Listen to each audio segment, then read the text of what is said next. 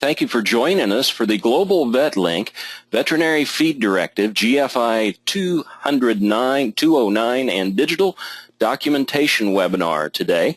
This webinar begins now. Will run approximately an hour. There will be a 35-40-minute presentation by our special guest speaker, after which we'll do a little bit of housekeeping, followed up by time for you to ask questions. As you've been reading the pre-scroll that has been on the screen prior to the start of this presentation, you've seen how you can ask questions. If there's a problem, drop an email to someone at GVL and we'll do our best to get those solutions, get those answers for you. I want to remind you that this webinar is accredited for 1 hour of RACE, of Race Certified Continuing Education. This CE credit will be awarded to registered attendees that attend no less than 45 minutes of the 60-minute session. Again, you must attend not less than 45 minutes of the 60-minute session. If more than one person attends the webinar under a single login, all present attendees must complete the electronic sign-in sheet available at globalvetLink.com/VFD-guidance-webinar. Again, that's globalvetLink.com/VFD-guidance-webinar. And the recorded version of the webinar will be available also for CE credit. Each individual that's wanting to obtain CE credit must submit a passing post test, which will be available at globalvetLink.com/VFD-guidance-webinar. Again, write that down, globalvetLink.com/VFD-guidance-webinar. And completed post test should be submitted via email to ayarnell@globalvetlink.com to assure you receive CE credit. Now, in addition, following this program, Global VetLink will send the attendees a Survey Monkey to learn more about feedback on the webinar and to obtain information to apply CE credit. Question and answers today, please feel free at any time to send in questions using the GoToWebinar chat window. Again, use that GoToWebinar chat window. Dr. Apley will address those questions in the Q&A time after the presentation. Next up today is Senior Product Marketing Manager Heather Lynn. Thank you. Thank you, Ned. And thank you, everyone, for joining us on the webinar today. After several years of providing a free electronic veterinary feed directive system for the food animal industry, Global VetLink felt it was important to sponsor a CE webinar on FDA guidance for Industry 209. While researching this new guidance and attending several industry meetings, we discovered considerable confusion in the industry about what the changes meant for food animal stakeholders. Global VetLink also believed that it was important to find appropriate resources and experts to help us clarify some of these complex regulations so that we can provide the best information and electronic VFD solution for you. We were very honored when Dr. Mike Apley graciously accepted our invitation to be the GFI 209 and 213 expert from a veterinarian's perspective, of course. Dr. Apley currently is a professor within the Production Medicine and Clinical Pharmacology departments at Kansas State University College of Vet Med. He is very passionate about food animal therapeutics, antimicrobial resistance, and pharmacokinetics and pharmacodynamics of veterinary drugs. We are pleased to host this webinar in partnership with Truffle Media as Dr. Mike Apley presents. Super. Thank you, Heather. Heather Van Lin, Senior Product Marketing Manager of Global VetLink. We will now change presenters over to Dr. Michael Apley.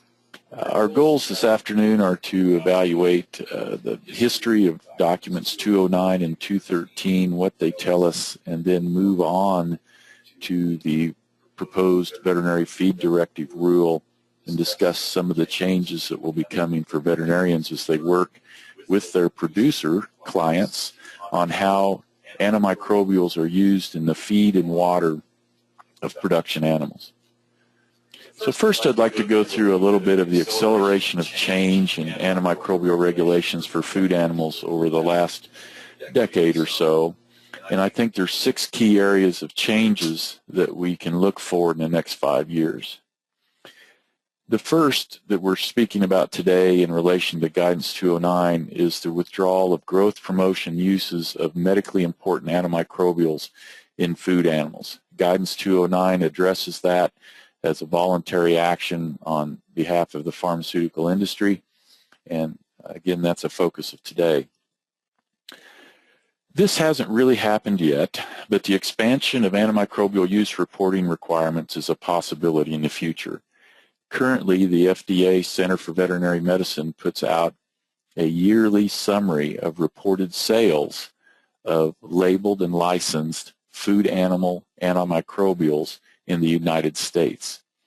In other countries around the world, there can be substantially more reporting, and the FDA Center for Veterinary Medicine recently put out a request for input from stakeholders on how they might change their antimicrobial use data collection through enhanced reporting or some format. This has not been given a definite time frame that I'm aware of, but it is something that we should look for some action on in the future. This has been going on for quite some time on a national basis, that of continued legislative initiatives to remove certain antimicrobial uses for prevention or control of disease in food animals. And it's kind of somewhat peripheral to what we're talking about today, but it does apply in that prevention or control uses of antimicrobials through feed or water could someday have legislative requirements for proof of safety put on them, or some areas could outright prohibit them. And right now, those of us in the food animal producer and veterinary groups are keeping a very close eye on activities in the California legislature where such a proposal is being evaluated in the committee stage. Another thing that's changed drastically since 2012 is the residue testing approach of the Food Safety Inspection Service. In 2012, they published in the Federal Register their new approach and their new categorization of activities, and also published their new format for the 50 compound survey mass spectrometry method, which in some cases raised the level of detection a little bit, and in others dropped it quite substantially. Also, one of the things that became clear at that time for antimicrobials was that if a drug had an approval in one species and in one use class, for example, beef cattle, and was used in another use class in that same species, for example, dairy cattle, even though it may have had a withdrawal time and a tissue tolerance for the approved use category, it would not switch to the other use category and apply. So, for example, the use of fluorphenicol in a beef cow has a withdrawal time and a tolerance, but if used in a lactating dairy cow, which is not on the label, there is now no tolerance, so any drug detected would be violated. So a change there. The cephalosporin extra-label drug use prohibition by the FDA Center for Veterinary Medicine, as I view it, was an example of the AMDUCA regulations being used as a regulatory tool in an attempt to decrease the use of a targeted drug class in food animals.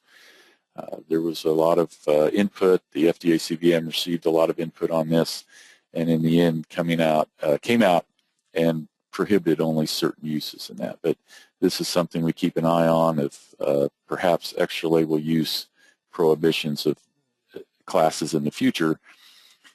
It should be pointed out that there's never been the ability to use a drug in the feed of food animals in any other manner than as labeled. If it's going into the feed, it can only be used as labeled regardless of whether a veterinarian is involved or not. And this last one is something that we're also keeping an eye on. There may have been a recent development I'm not aware of, but there was in 1977 a notice of opportunity of hearing put out by the FDA Center for Veterinary Medicine seeking to have a hearing on the hazard status of the use of tetracyclines and penicillins in animal feed. There were some hearings, administrative type hearings that were had in the early 80s. There's some interesting publications on those. And the result was that these hearings were not conducted. This notice of opportunity of hearing was not removed from the books, and lawsuits were brought the early part of this decade to force the FDA CVM to have those hearings. The initial court ruling was that the FDA CVM must have those hearings. That was appealed, and we're now awaiting the appeal status of that.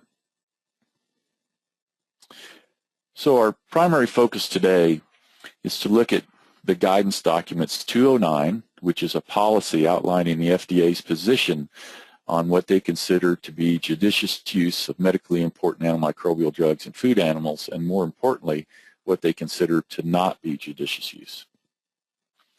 Guidance for Industry 213 is a guidance document that outlines the process that a sponsor, in this case a drug manufacturer, can follow to withdraw growth claims from those antimicrobials in feed or water that the FDA has deemed medically important, and also, very important to what we're discussing today, to add the requirement for veterinary supervision or oversight to these uses.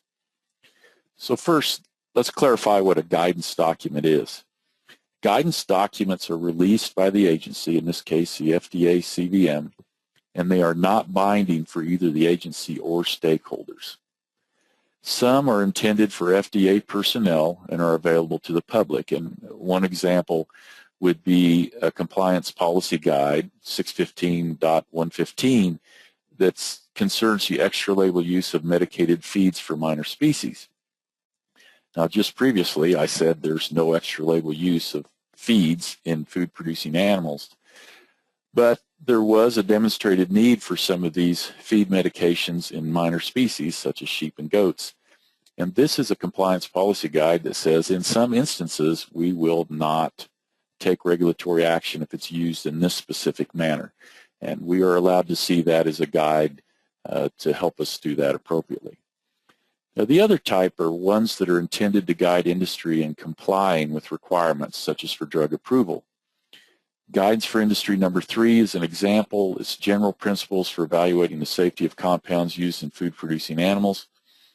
And, I mean, if anyone here is involved in drug approval, they know this one basically by heart, but it is a way for the FDA CVM to say, here's how you should go about this. Here is our policy on this.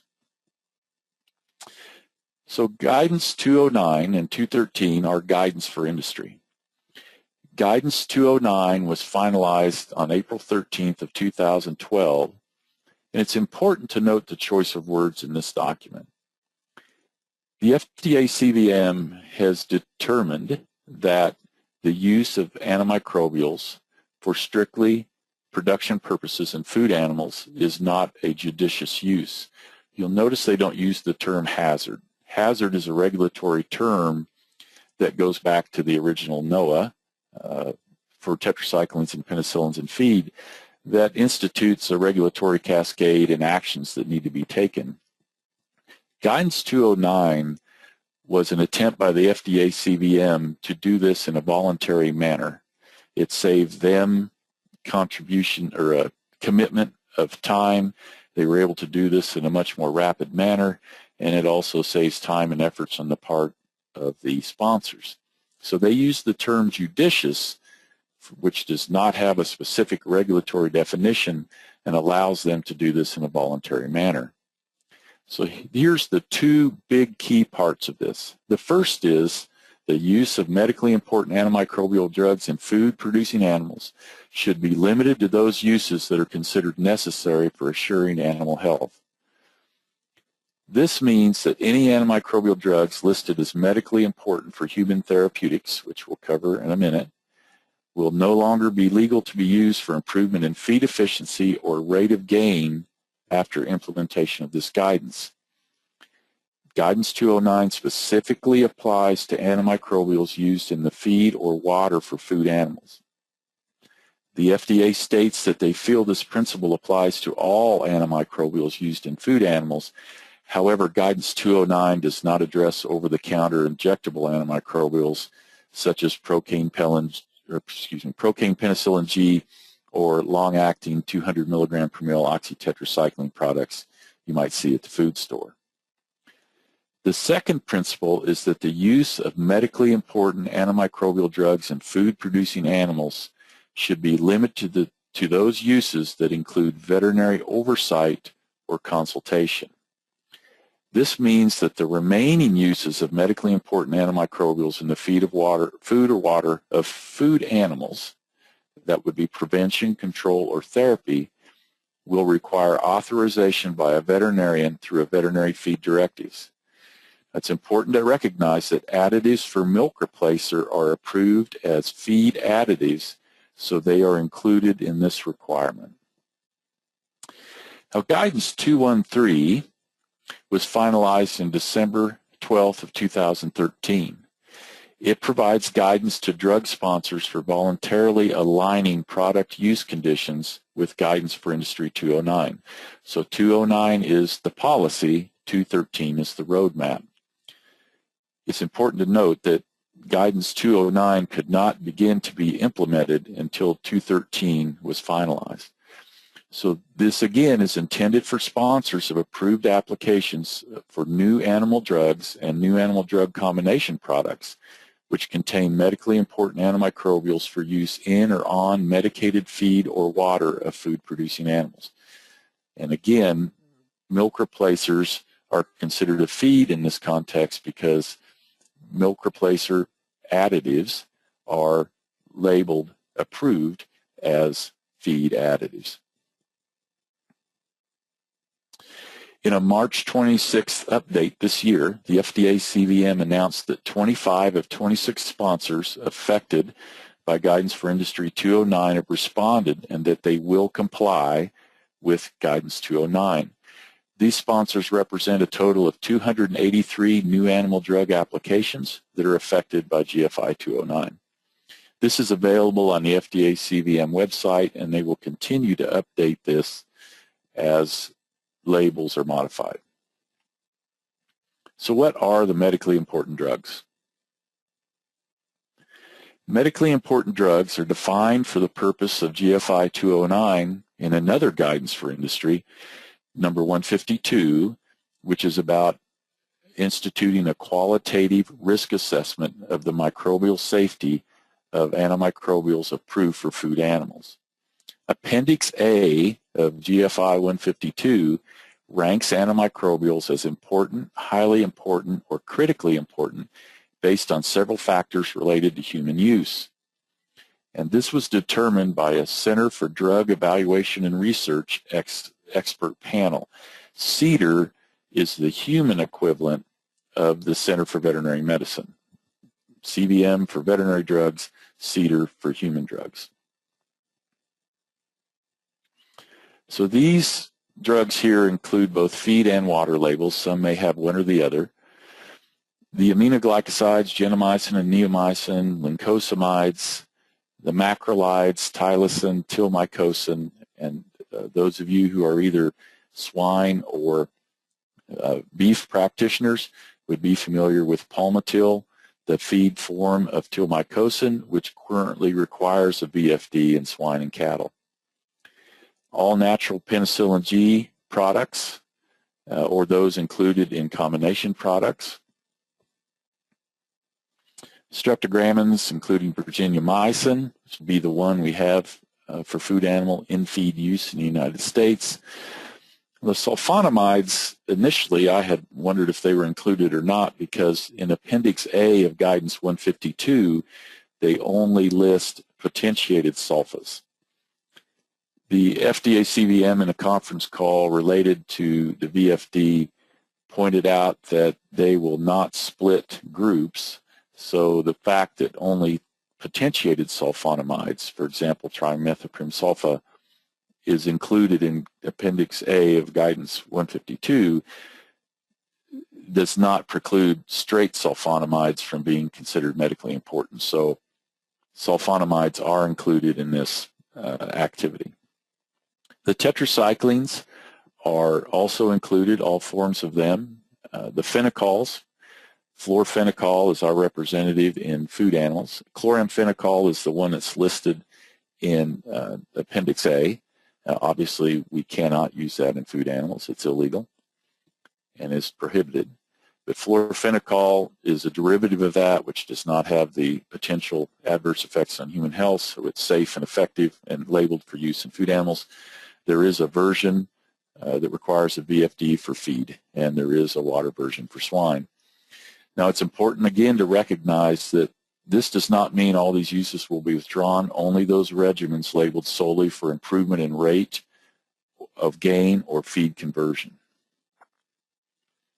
So here's some examples of antimicrobials which are not classified as medically important in Appendix A. Monensin and lasalicid of the ionophores, the bambramycins, one of the trade names is GainPro, bacitracin, and tiamulin, which is a pluromutulin. So these will not require a VFD for use in feed or a prescription for use in water. What are we using? This is one of the tables out of a publication that I had the privilege of being lead author on with a lot of really, really good help. Dr. Eric Bush from USDA was one of the key modelers in this, did an outstanding job. We did an estimate based off the swine 2006 National Animal Health Monitoring System data combined with a subsequent survey we did of swine veterinary practitioners to put forth estimates of the use in kilograms of different antimicrobials in the feed for finishing swine in a year's time. We validated these with the cooperation of 3 companies that had swine-only feed labels. In one case, we closely approximated their sales. In one, we missed it by about 5%, and in another one, we missed it by 50%. So we were close. Chlortetracycline and oxytetracycline together total about 64% of medically important use across growth promotion, prevention, and therapy, and about 66% of it medically important prevention and therapy uses. So based off those estimates, which can change year to year with dynamics of disease pressures, etc., our calculation was that the tetracyclines accounted for about 2/3. Tylosin out of the macrolides accounted for another about 165,000 kilograms compared to around close to 700 for the tetracyclines. So the tetracyclines led quite a little bit. If you turn your head sideways and look at the percents for growth promotion, prevention, and therapy, about 15% of our estimated important drugs were growth promotion, about 39% were prevention, and about 46% for therapy. So according to our estimates here, guidance 209 will end up in about 15% of the medically important uses going away in swine based off now survey data about 8 years old. Just to put in perspective the relationships and the types of kilograms we're talking about being used on the swine side. So the way that veterinary supervision is going to be instituted over these, over a wide variety now of prevention, control, and therapy labels for use in feed, is the Veterinary Feed Directive. Prescriptions will be required for use in water. The Veterinary Feed Directive is not something entirely new. The original order on that goes back to 2003, and the veterinary oversight is applied for the feed with the VFD, and the veterinarian writes or creates a VFD order for the feed mill to fill according to the drug label. So VFD orders can currently be written via paper or electronically, according to, there's another guidance, number 120, and will remain so for 209. So you'll have the option of either paper or electronic submission. Copies will be given and held by the DVM, the producer, and the feed mill, now proposed for 1 year instead of 2 years in this proposed rule. So the VFD Proposed Rule was published in the Federal Register on December 12, 2013, and the comment period ended on March 12, 2014. So the comments have been received and they're now being evaluated by the FDA Center for Veterinary Medicine. And proposed rules are one way that the Center for Veterinary Medicine talks to us about what they're thinking and putting it out there to ask for input from stakeholders. They've gotten input from multiple different types of groups, but a lot from producer groups and veterinary groups. They state that this proposed rule is intended to be a user-friendly reorganization of the VFD rule. Sorry, I misspoke earlier, 2001. And to provide increased flexibility for animal producers that purchase VFD feeds. One of the first things was lower record-keeping burden for all involved parties by dropping the time which you have to retain the records from 2 years to 1 year. One big important change for the veterinarians listening is that the current regulation requires veterinary supervision for a VFD to be written, and that was in the form of a veterinary client-patient relationship. Now the proposed regulation changes this to supervision or oversight, and they have removed the definition of a VCPR from that and replaced it with the requirement that veterinarians ordering the use of VFD drugs must be in compliance with all applicable veterinary licensing and practicing requirements. So what does licensed mean? In Guidance for Industry number 120, a 2009 Q&A document concerning the VFD, the FDA CVM clarifies that their interpretation of licensed means licensed in the state in which the animals reside. The veterinarian will be required to specify duration of use, approximate number of animals to be fed the medicated feed, and level of the VFD drug in the feed. However, one key change is the veterinarian will not be required to specify the amount of medicated feed to be dispensed. So these proposed VFD form requirements under the VFD Proposed Rule are taken directly from the Federal Register notice of the VFD Proposed Rule.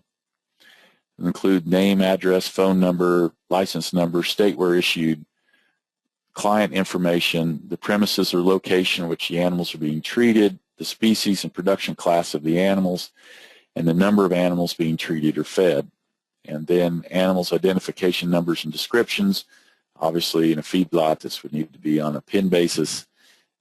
Animals' age and weight, the date issued, expiration date, and this will be according to the drug label, but not to exceed 6 months. It looks like the maximum duration is going to be 6 months, but that will be according to the specific characteristics of each drug. And then the name of the drug and its approved or index list indications for use, then the level of drug in the feed and duration of use in the feed for those animals. Again, this proposed rule does not require that the total amount of feed to be dispensed to those animals is calculated. And this is in recognition that feed consumptions can vary quite a little bit depending on certain disease characteristics, time of the year, and this can have varying effects within different species, etc. The producers and veterinarians listening are well aware of the challenges of trying to predict that. The withdrawal time instructions, if applicable, special instructions, caution statements, the expiration date for the VFD, and then if the drug's approval allows number of refills, that would be on there.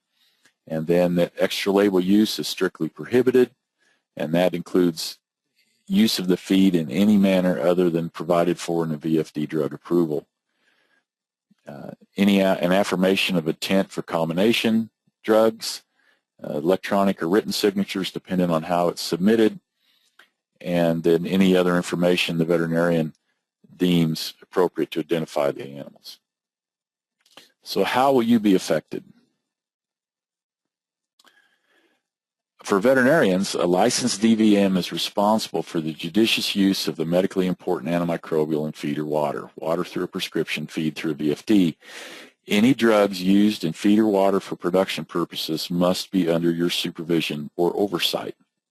And the oversight, this brings up the opportunity to discuss that, and that by doing this, the FDA Center for Veterinary Medicine has told us that the states need to decide what is appropriate for the veterinary oversight for their specific conditions.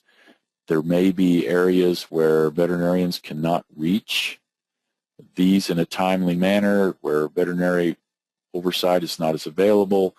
They may need to discuss issues such as nature of the relationship for proper oversight. They may need to discuss frequencies of visits, etc. So this is being put back to local jurisdictions to determine what is appropriate oversight. And then, of course, VFD drugs are required to be accompanied by the VFD order, paper, electronic means, and then 1-year retention records. Producers, now for prevention, control, and therapeutic uses of any antimicrobial in the feed for food animals, you will have to have a veterinarian's VFD in order to purchase and use that.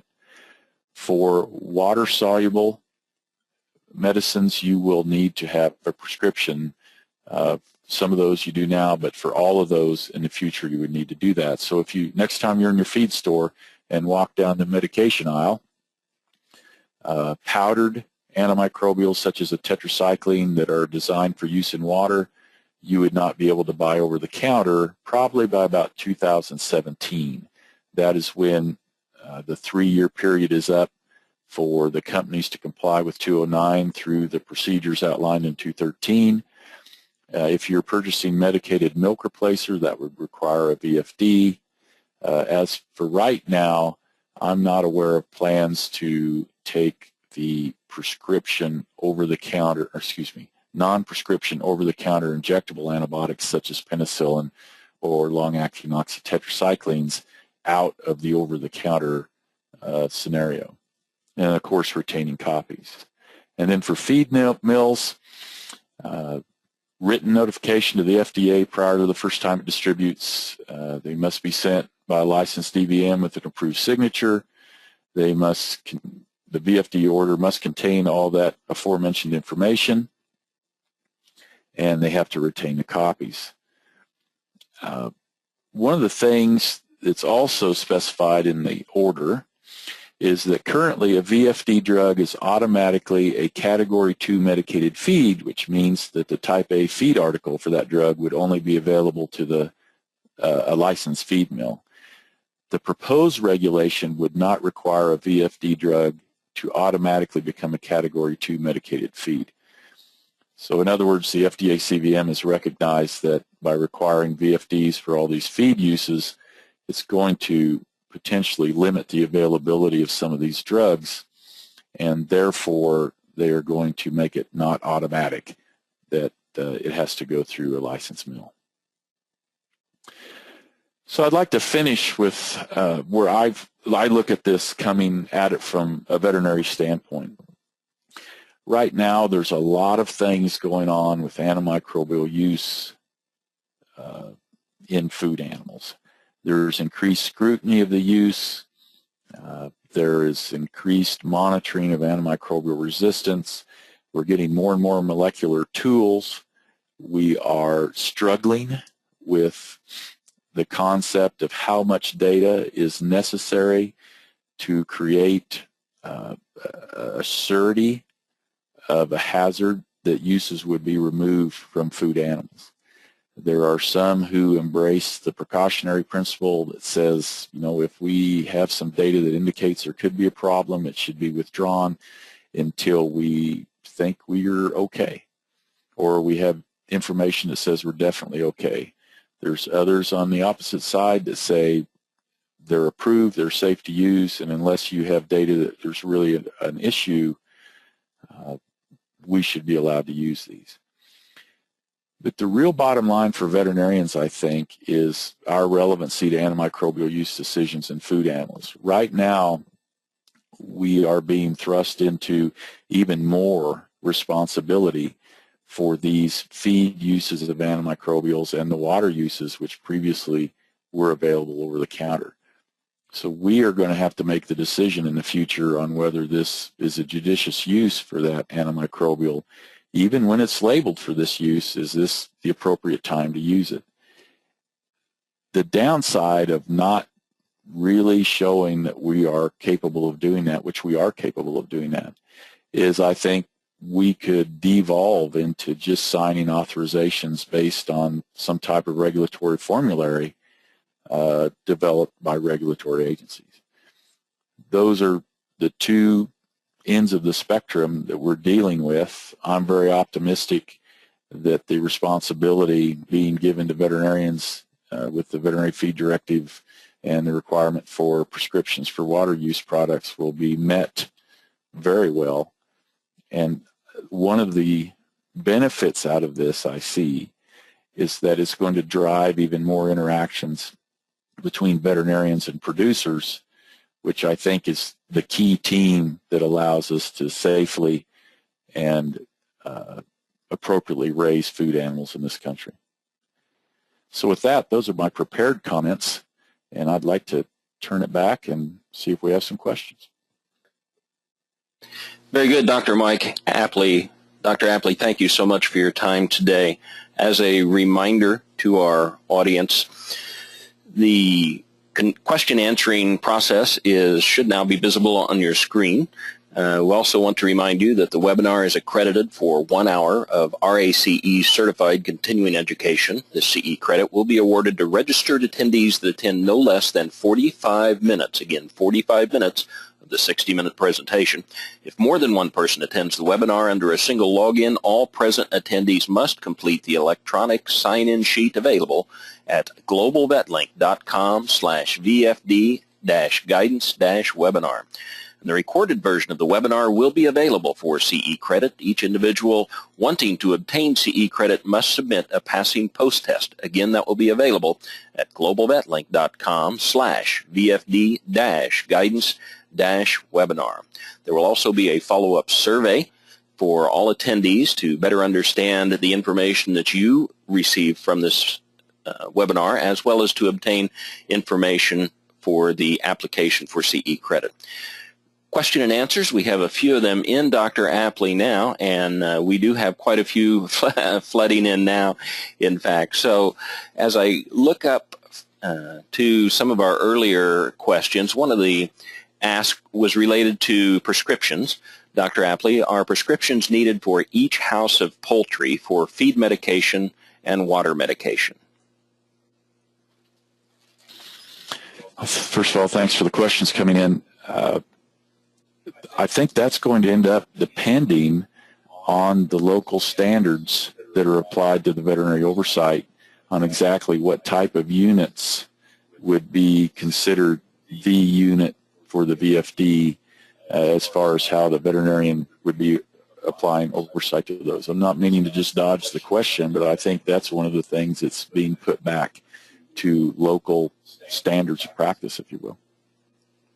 Very good. As we walk through these in the order that they came, when will the revised VFD regulation take effect? That's from Keith Baker. We don't know that for sure. The Guidance 213, when these would need to be applied, when the VFDs would need to be applied to these products, would be when it's required that all companies have complied with 209. That timeline was set as 3 years after the 3-month comment period, which followed Guidance 213 being finalized. So Guidance 213 was finalized in December of 2013. The time for companies to say, yes, we're going to comply or not, ended in March of 2014. That started the 3-year clock. The FDA CVM has stated that they reserve the right to move this depending on how things are going, but right now an approximate date would be that we should anticipate needing to address all of these uses through a VFD or prescription by this time in 2017. Very good. I have a question for the Product Marketing Manager at Global Vet Link, Heather Van Lin. Heather, there's a question, what is GVL doing that will help the industry comply with the additional drugs that will require a VFD? Heather? Sure. We are currently in process of making changes to our FeedLink system, which is our VFD system, to include a compendium type feature where the system will actually pull directly from the FDA approved label for that particular drug. We are also currently working with sponsors to understand their plans on when they're going to be starting to market those drugs under the new label requirement. So it's really up to when the sponsors are going to be switching over those labels. But our system will be in compliance and we'll make sure of that under the new guidance. Very good. Thank you, Heather. Dr. Apley, do you have any indications on what states might define veterinary oversight as?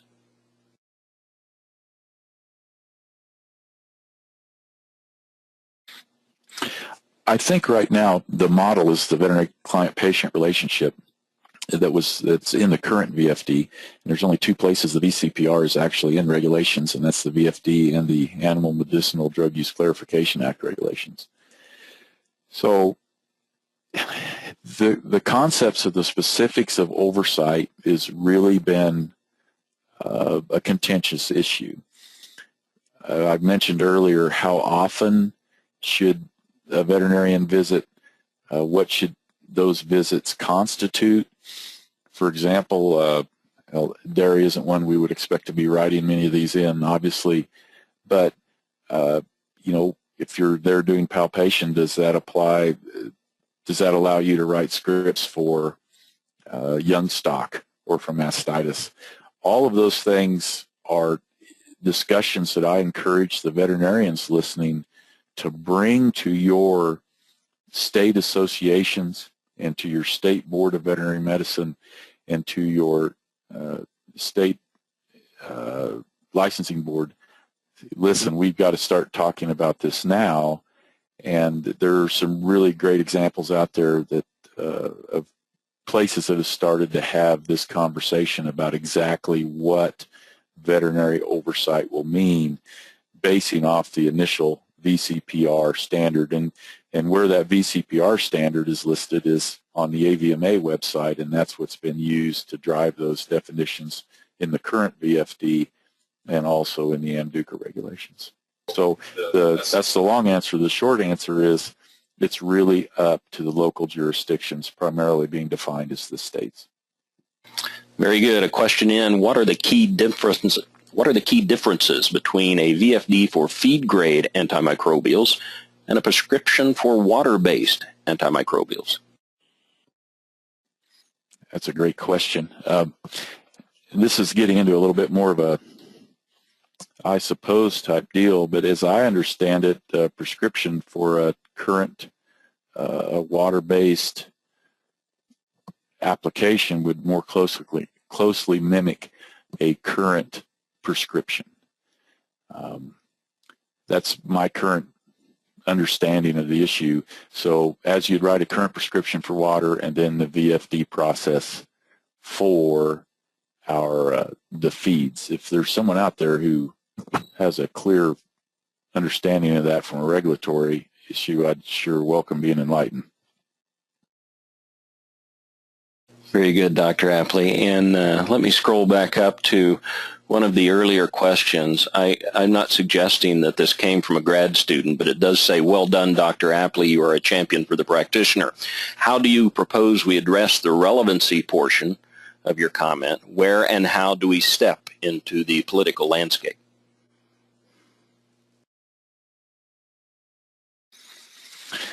I think that veterinarians need to be at the forefront of balancing our need to produce economical and safe feed with concerns from some of the public.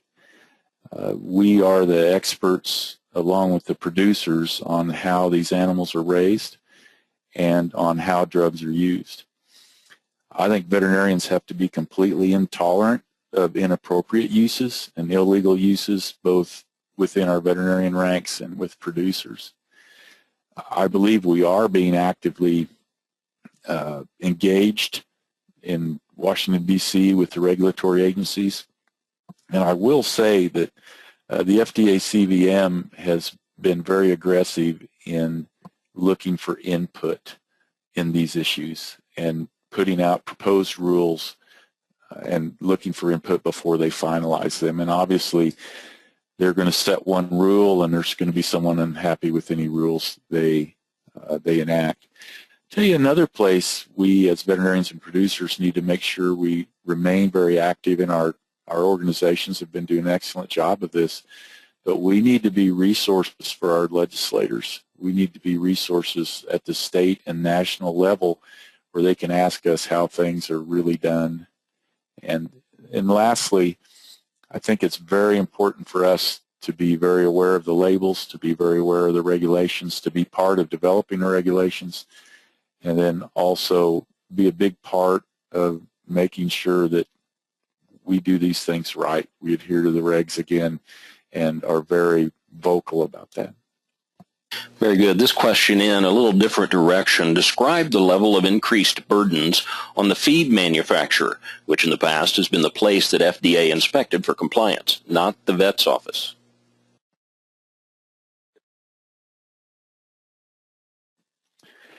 You're sure not talking to an expert in feed manufacturing, and I respect those that are. From the way I see it, it's going to be an increased level of VFDs that will be handled. And our times, our durations have yet to be determined for the drugs that are going to go through this process. So when they go through Guidance 213 process and they revise the labels, and in that process they will remove growth claims, improvement in rate of gain or improvement in feed efficiency, and they will insert the requirement for veterinary oversight. During that process, as I understand it, the FDA CVM will need to apply a duration based on that drug. And that is a time when the sponsor will interact with them. One of the things we can do with as stakeholders, and I think this was done during the comment period, but they will still take input, is to emphasize the challenge it will cause to us to have a myriad of different durations so that we can't really synchronize those to come in. So I think the two biggest challenges will be an increased load, and then also an increased load in association with varying durations that they can be written for. Very good. And while we're on the I think questions, what would be your estimate on how many of the state veterinary associations are ready for the VFD regulations pertaining to out-of-state veterinarians and multi-state production systems? 2. I'd go with 2. I think a lot of them are addressing this. I've had the opportunity to be at quite a few state meetings and invited to sit in on some committees and chat with them, and everyone's in the fact-finding mode right now and figuring out what's going on. There are some states that have been thinking about this for a long time, and I'm going back to dairy again, which won't be one of our primary VFD species, but the Minnesota VMA on their website has put together a list, a checklist for what they think establishes a valid VCPR for writing prescriptions in a dairy for mastitis therapy and control, for young stock, for reproductive drugs, and how those differ, and what the steps a veterinarian needs to go through and what they need to be aware of in order to write prescriptions for those uses. And just bluntly, here's the balance.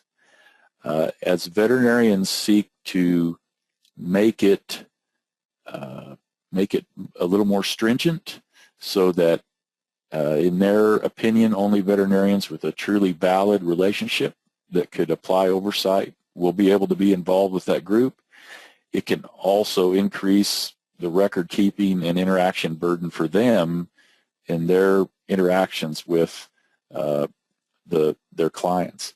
So that's the balance. Some have been thinking about it for a long time, and I know a lot of veterinarians that are very active in getting this moving.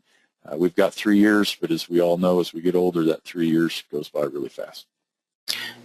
Heather Van Lin at Global Vet Link, I'll ask you the same question, see if you have any thoughts on it from the corporate perspective. What would be your estimate on how many of the state veterinary associations are ready for the VFD regulations pertaining to out-of-state veterinarians and multi-state production systems? Heather? Yeah, all of them? No, I don't have an answer for that. You know, I'm sure they're beginning preparations, but and we do have great relationships with the state vets, but I wouldn't know a number off the top of my head. Good, thank you, Heather. Dr. Apley, really good short question. Does any of this apply to equine, as they're still not considered food animal?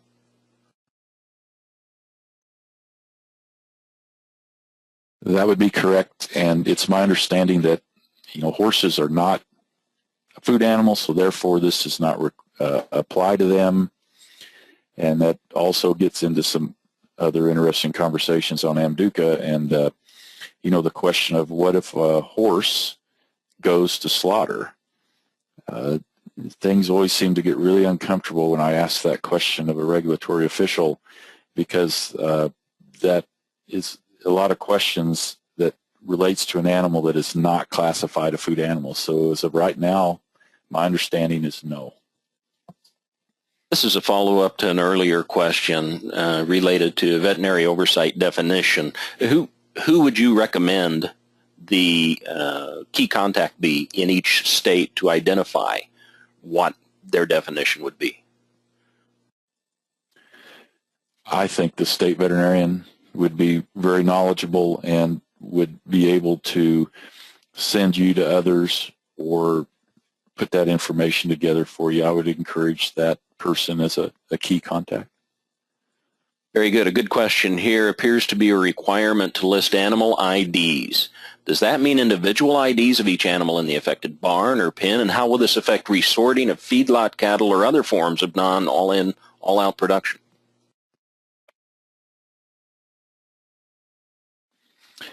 My understanding is that you would be able to specify groups or pins.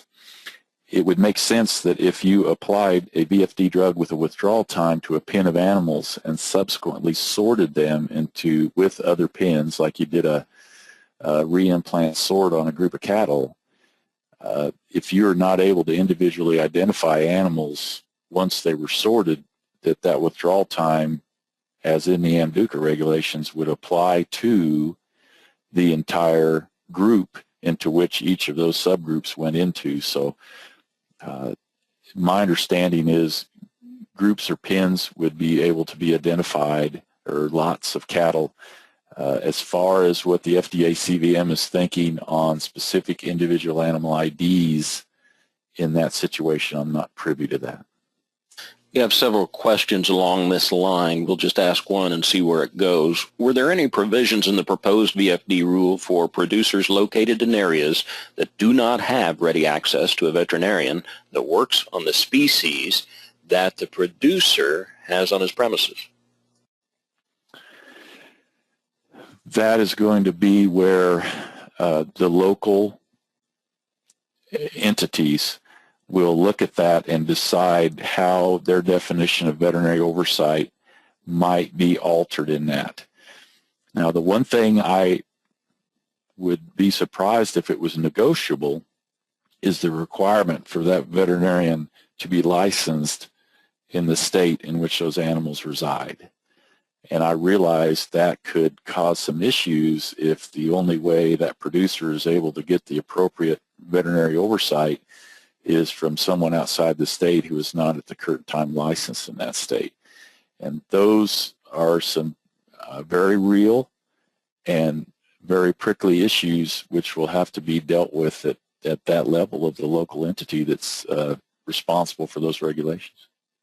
Very good. And Dr. Apley, we appreciate your free flow with these questions as they come in. This one was actually asked prior to the start of the event today, which, by the way, we're at 55 minutes into this event. We'll have about another 5 minutes. I have been asked several times about recordings availability. Yes, those recordings will be available. They will be at globalvetlink.com. I would say go to that front page and look there. The whole link is globalvetlink.com/VFD-guidance-webinar. That information will be available. Prior to the conference, the question came in, how will all the changes in growth promotion and disease prevention labeling in the poultry industry be affected by the VFD process? I'm not sure I quite follow. The effect on industry will be that, the growth promotion uses as they go away were likely responsible for a good bit of disease control, in my humble opinion. And so we will see the switch to some prevention and control regimens. I think this is true across some multiple species. I'm not sure I exactly follow what they're after, but the VFD requirements are going to greatly increase the burden of the veterinarian involved with those. And I want to segue in before we click off here to the point that we've tried our best to present what's in 209, 213 in the VFD Proposed Rule. Tried to be real clear where I was supposing rather than knowing. And so I would encourage all the listeners to themselves become familiar with Guidance 209, 213, and the proposed VFD rule, all of which are readily available by going to the FDA Center for Veterinary Medicine website, which you can easily search and type in those documents in their search. Don't use the FDA one up in the top corner. Go down about mid-page on the CVM site and actually look through those documents. And then I've found the FDA to be very, very receptive to questions. I know they'll be coming out soon with more comments on the VFD from our comments. And one more question yet. One more question. If a veterinarian goes to the farm and makes a diagnosis that needs medication and the producer later sees additional animals that need treatment, can that producer pick up additional medication at the veterinary clinic, or would the veterinarian need to fill out another prescription? This will be dependent on the refill ability within that drug label. So even though the VFD is going to be requirement is instituted across all drugs, the specific for refills and the requirements for how this drug may be used are going to be drug specific. So the answer to that is it will depend on the drug and the label of the drug. Very good, Dr. Michael Apley. We want to thank Dr. Apley certainly for his important information that he shared today with us here at the Global Vet Link. As I clear my screen out a little bit, at the Global Vet Link Veterinary Feed Directive Digital Documentation webinar. We thank you for joining us as well. There were several questions that we weren't able to get to today. We have those recorded and will endeavor to make those available on the website following at some point the conclusion of this seminar today. Certainly want to remind you that the webinar is accredited for 1 hour of RACE certified continuing education. The credit will be awarded to registered attendees that attend no less than 45 minutes of the 60-minute session. If more than one person attends the webinar under a single login, all present attendees must complete the electronic sign-in sheet available at globalvetlink.com/VFD-guidance-webinar. You'll also receive a Global Vet Link follow-up survey shortly to learn more about feedback on the webinar and to obtain information for your application for the CE credit. Again, this has been the Global Vet Link Veterinary Feed Directive Digital Documentation Webinar put on by Global Vet Link today, featuring K-State's Dr. Mike Apley. Thank you very much for joining us. The recording will be available sometime in the next day or two on the Global Vet Link webinar. And we thank you so much for taking the time out of your schedule to visit with us, to share your questions, and to listen on this important topic to a very well-known and respected presenter. Thank you all today. This concludes our presentation.